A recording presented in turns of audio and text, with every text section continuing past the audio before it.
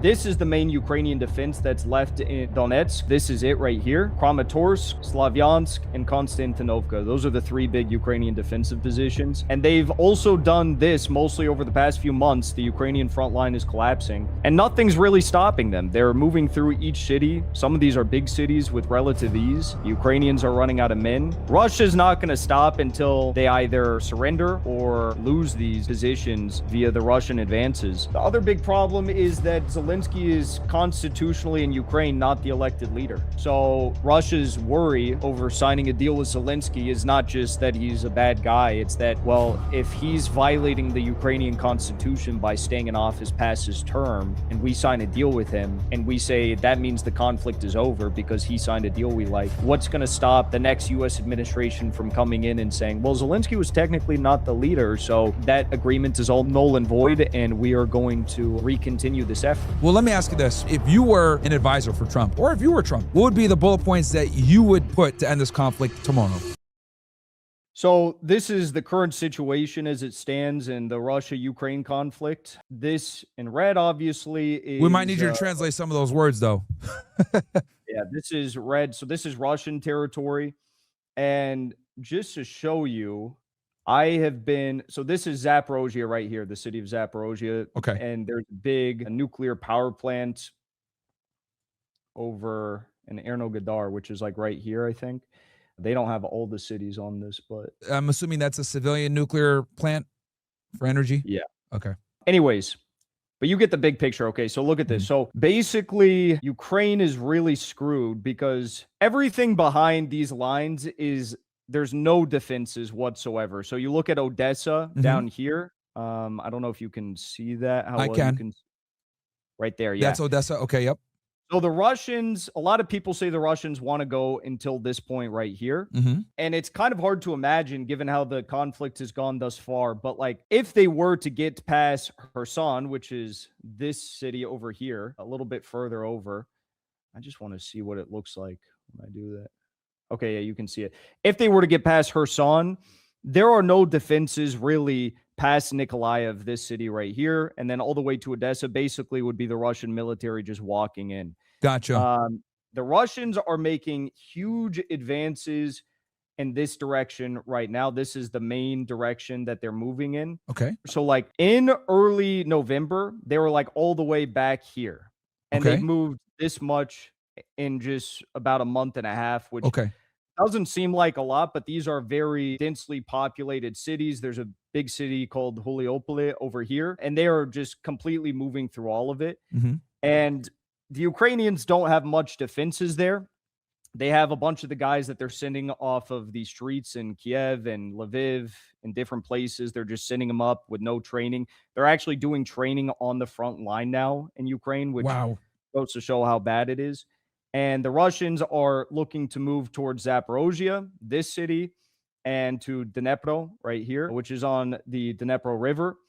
And once they get past that, I mean, it's going to be kind of a straight shot over to Nikolaev. They're moving extremely fast, about 110 kilometers per week just in this direction alone. Real quick question for you, Jackson, not to interrupt your thought process, but just so people understand. If I'm not mistaken, Ukraine's about the size of Texas, right? Yes. Which is huge. So. I know Venezuela, to put it in perspective, Venezuela is like 2.5 times larger. Okay, to Ukraine, because I don't think people understand like how big Ukraine is, because like you said, oh, the Russians are taking this territory. Some people might think, oh, well, that's not that much in a month. That's quite a bit of land because Ukraine's a big country. Well, I mean, it's really like, I guess it's not that much land that they're taking when you look at it in the span of the past few years, but they're going up against 27 countries, NATO, and they have basically taken the principle in most of these major fights to say, this is a war of attrition. So we are going to take our positions. We're going to flank the Ukrainians on this side and that side.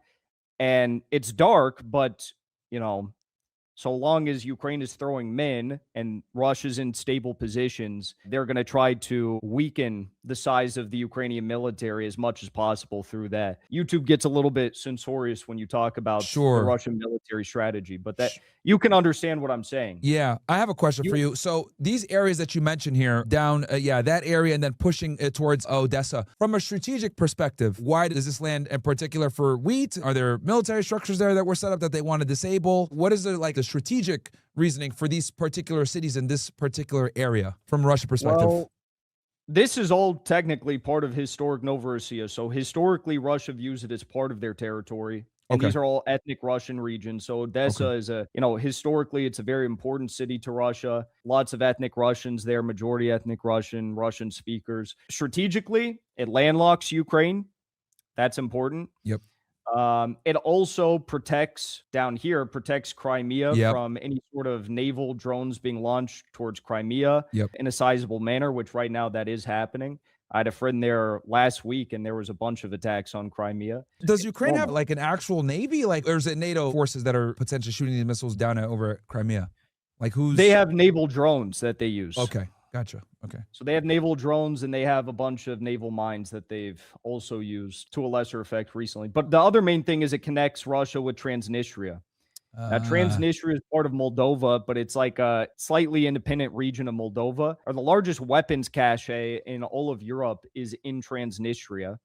And it's de facto Russian military personnel in Transnistria. They view themselves as like an independent republic. And there's a lot of fears that Moldova, the EU, and NATO will completely occupy Transnistria, take it over, and Ukrainize Transnistria and use it as another problem for Russia.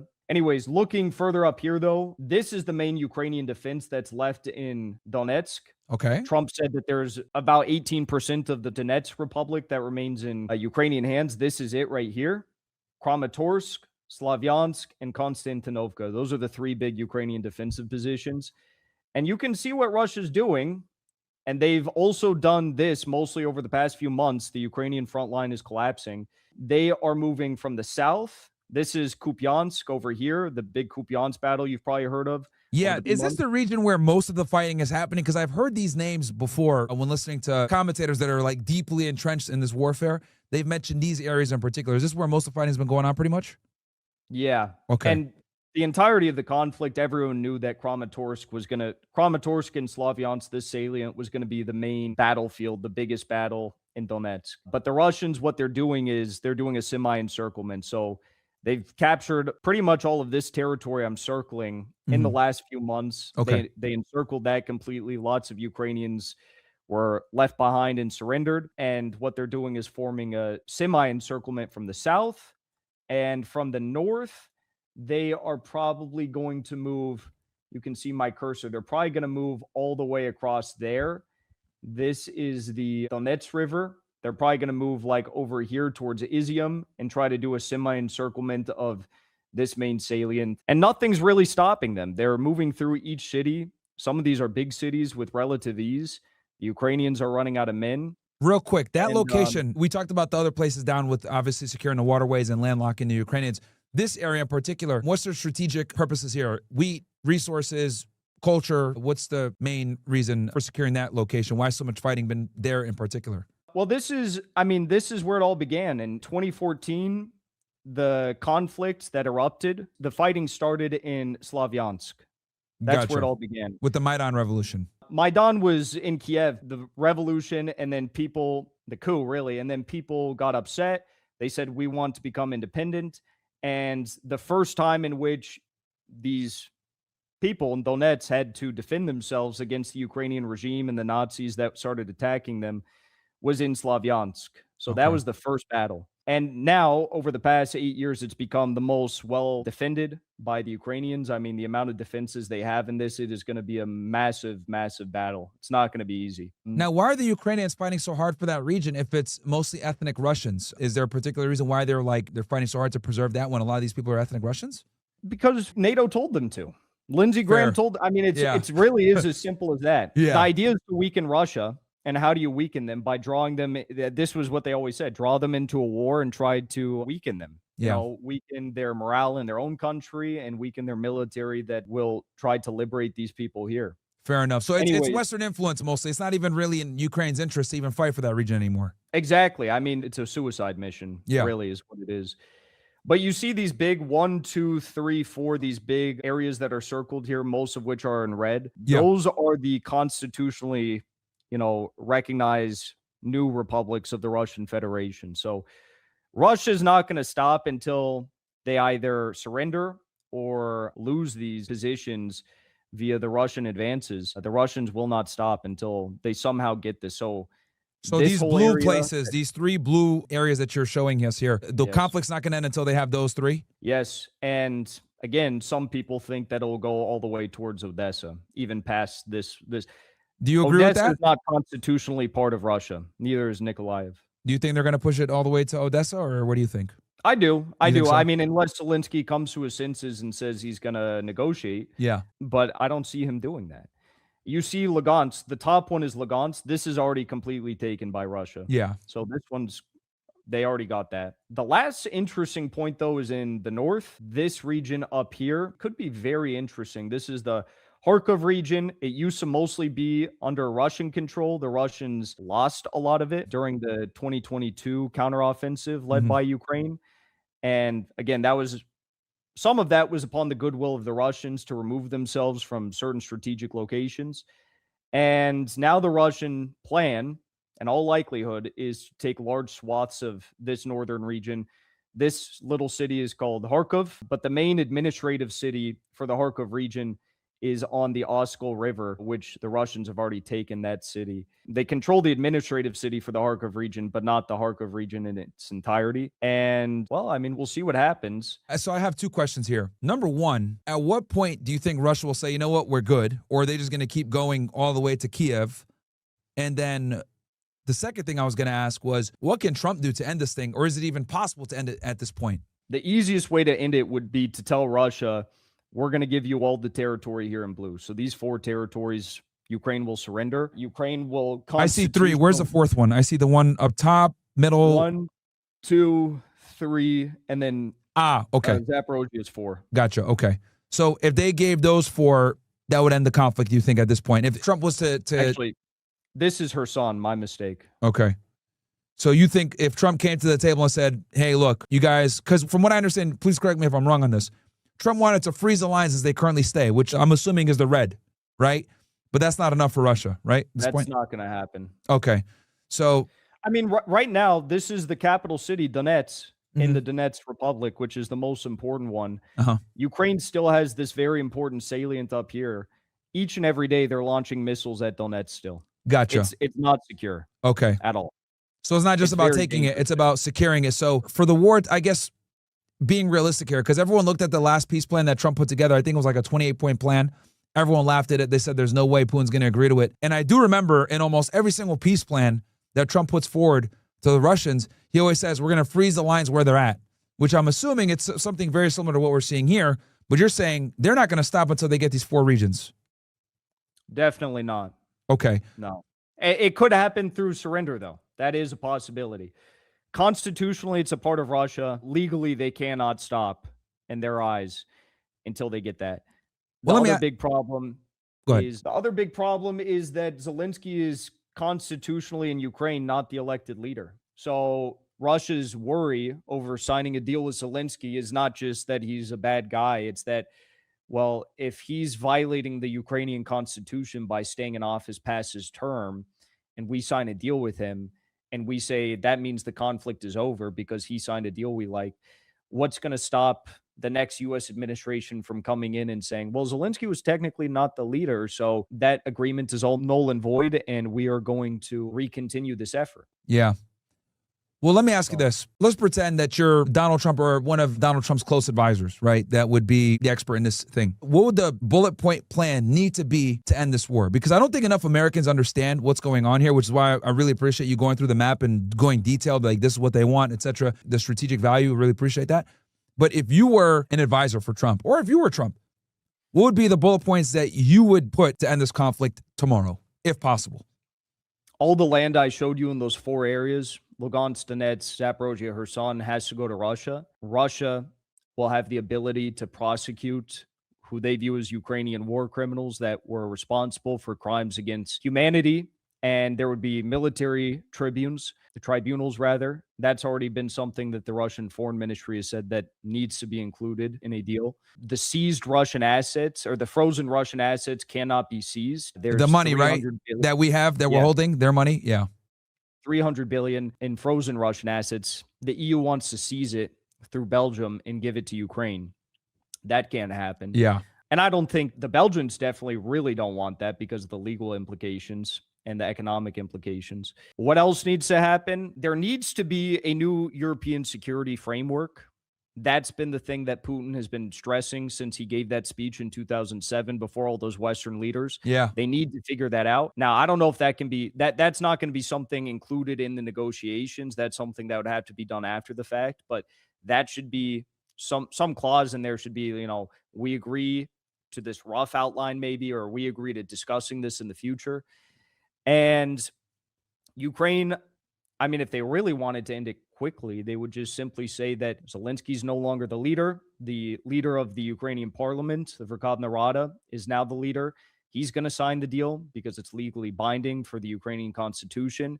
And Ukraine will agree never to have nuclear weapons, never pursue NATO membership. And also, the last big thing is that demilitarization was a really big talking point, as the West referred to it as, for Putin. It's odd for Americans to hear the same thing over and over. Everyone keeps saying, well, why does he keep saying denazification and demilitarization? And I guess it's only confusing for Americans because when we enter wars, there's no real express goal or strategy or reason why. They just lie about it. Yeah. Putin had a very clear aim here. And the U.S. is talking about maintaining a Ukrainian military to the size of, I think it was like 600,000 or 800,000 troops. I think there should be no military. I mean, if Russia, if but do you think serious, that's feasible though? Do you think that they would, the Ukrainians would? I mean, they were not going to agree to a lot of the stuff you mentioned, but do you think that's feasible though? Because they obviously want some level of sovereignty, right? Well, the sovereignty would be guaranteed by the U.S. and by NATO, I guess, saying if Russia ever does anything again, then we will respond by officially joining a military operation against Russia in Ukraine. And one of the drafts of the peace deal, that's actually what it said. I mean, if it's feasible for certain countries to not have a military, but still have a state and still have neutrality in the world and still have sovereignty in effect, much more sovereignty than many countries that do have militaries, then who's to say that it couldn't be like that for Ukraine? Yeah, that would just put us on the hook. And that'd be very, I guess, scary for NATO if Russia decided to become aggressive, right? So, yeah, I mean, I can see why this is such a complex, conflict. Obviously, I do think that the U.S. made some really bad blunders since, the Clinton era, maybe even before that, when it comes to Russia. I think we've really provoked this thing. I know Scott Horn goes into detail on this with his book, and I think we just made some really bad diplomatic decisions, and it's coming to bite us now, and I think it's really coming back to Trump, and I don't know if he can, I mean, from your perspective, do you think he'll be able to end this thing, or what's your prediction on what's going to go forward here? Because obviously, I see some of the things that you're saying, but is the White House going to agree to that stuff? They, obviously optics is a big thing. If they were to say, hey, Ukrainians, you got to give up these 4 territories, they're like, what the hell are we giving up? What's going on? And then, obviously going to get crucified in the media. Oh, he conceded to a dictator, right? That's how they frame Putin in America. So it's like, even though that might be the rational thing to do, optically, that might be horrible for him. So, I mean, I don't even know. What do you think as far as do you think this is feasible for us to get this conflict ended, or is it wash? Well, I do agree. Trump is too illiterate on this issue to make a convincing case that would actually be the wise thing to do to the media. The one good thing he did was when he had Zelensky in the White House, and he's like, you don't got the cards. You don't got the cards, yo. That was crazy, dude. I remember it was in February. Keep that energy up. Yeah. But that honestly is the situation. It is, yeah. I was happy he did that, dude. I was so happy because we had been lied to for years. Everyone was calling me a Putin stooge and all this other bullcrap. I'm like, dude, yes. This is a waste of time. We are losing this conflict. It's a waste of time. So when I saw Trump melt down on him like that, I told everybody, I told you guys, I told y'all this was a waste of time. Even, I'll just briefly show you this quickly. Even in this one area way up here, when the Ukrainians, the last counteroffensive the Ukrainians did was in the summer of 2024. They never did a counteroffensive in 2025 like they did every other year because they have no men left. They went into Kursk. Remember that they went into Russia over here? Yep. They lost 80,000 men. Oh, in the wow. Kursk operation. I mean, can you imagine 80,000 men in less than a year? That's over nuts. This one little city. Dude, man, I'm afraid to even ask this. What are the casualties on both sides at this point? And we could go conservative. We don't even have to, let's round down. What do you think the casualties are? I know they're keeping it tight to their chest, but we got to have some semblance of a number on both. The Ukrainians, I would not be surprised if it's above 1 million, and not casualties, just KIA. Oh, I can't KIA imagine. at 1 million Yeah, minimum. yeah. For the Russians, KIA, I think, I don't know, maybe 250. I think that might be an overestimate. Okay. So you would say roughly 4-to-1 ratio? Yes, in the positions that are more advantageous for Russia, like where Alodinov was fighting. In Bakhmut, for example, I think it was, if memory serves correct, which was like, that was the place where they were just allowing all these Ukrainians to come in, and it was just like a complete mess. I think that was like a 3-to-1 ratio in that fight. I could be wrong about that, but I think I saw him interviewed, the commander from Chechnya. But whatever it is, I mean, it's bad. A lot of Christians are dying. A lot of people are dying. Yeah, And no, it's horrible, dude. And this conflict being called a Putin puppet. This conflict is actually one of the main reasons I voted for Trump, because I knew he was at least going to open dialogue with the Kremlin. Like, I knew he was at least going to talk to them. Biden and Kamala, two idiots. I have that book over there because I kept that at the White House. That's why I have the book there. She mentions how, like, I didn't even see that behind you. That was crazy. yeah, you know what I mean? That's why I had that book there. If everyone thinks I'm a Kamala fan. No, dude, I kept her at the White House. She literally was there weeks before Russia invaded, by the way. And it's like, I knew if another Democrat came in, they weren't going to even talk to Putin because they look at it like, you're a dictator. We're not going to negotiate with you. And I was like, dude, we need to end this conflict. It all started because Zelensky was with Kamala and he said, we want nukes. We want NATO with Kamala in Vilnius. Dude, ridiculous. To answer your last question, yeah, which was about the future, Russia is right now very worried, and I'm worried too, that NATO is beefing up. I mean, Germany's beefing up their military in a big way. Okay. They're building like 9 new weapons-grade manufacturing centers. Oh, wow. Plants across the country. And NATO preparing for war with Russia by 2030. That's from Belousov, the defense minister of Russia. Daily Mail, British mothers must accept their sons to have to die to defend Finland. Wow. The Finnish president, Stubb, is like this new guy they're propping up in NATO, in the EU. Lukashenko in Belarus is warning about this. And this was kind of like the main. And Finland just joined NATO, by the way. They just joined. For a very long time, they were neutral, but they just joined because of the Ukraine situation. Wow. This war is not going to end anytime soon then, basically.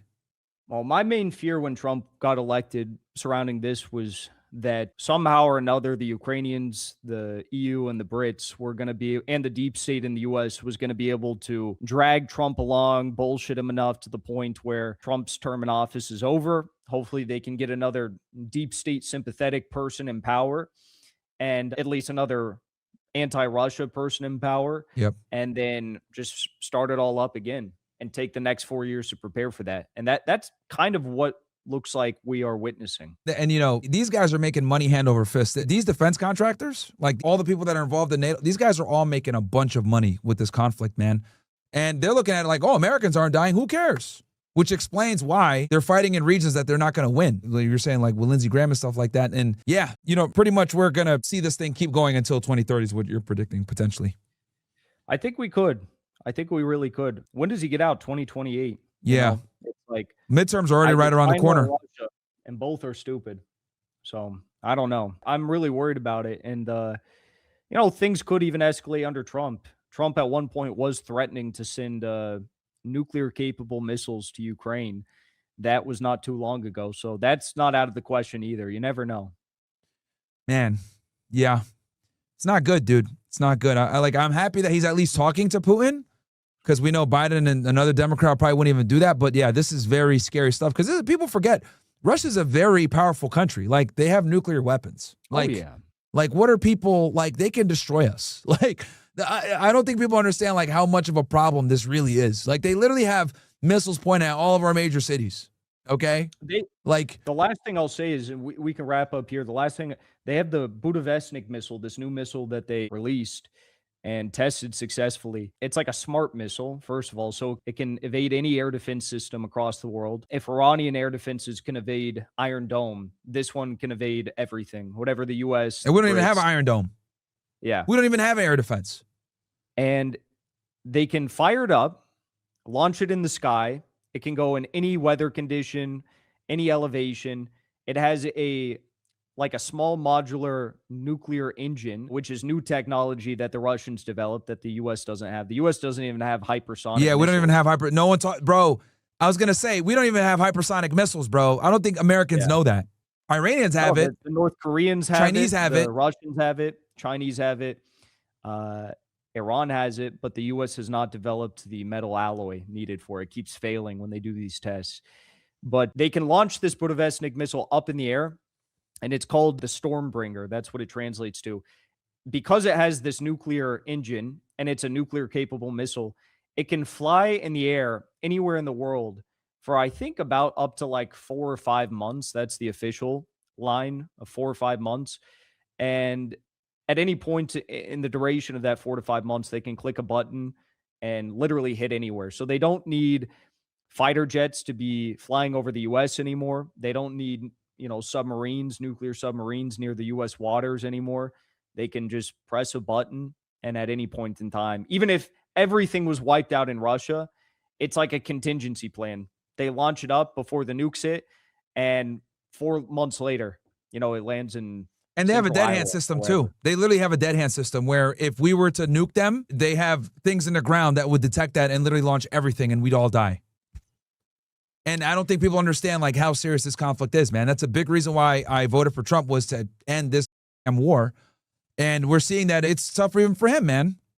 So, but I appreciate you explaining it to us and like what, the Russians want and everything else like that. It seems like these 4 territories seem to be what they really want, and the Ukrainians simply aren't going to concede that. It's the crux of it, but they're willing to go further. I think once they get past that, it'd be quite easy. So, yeah. Unfortunate. But brother, thank you so much. It was good talk, man. That was great. That was great. Well, hopefully, I'll get my internet sorted and we can do this again in the near future. No, absolutely, bro. Absolutely. And like I said, we're going to help you get to 100,000 subs again, obviously get you back up, because you were into the hundreds of thousands before they took you off YouTube. So I'm happy you're back.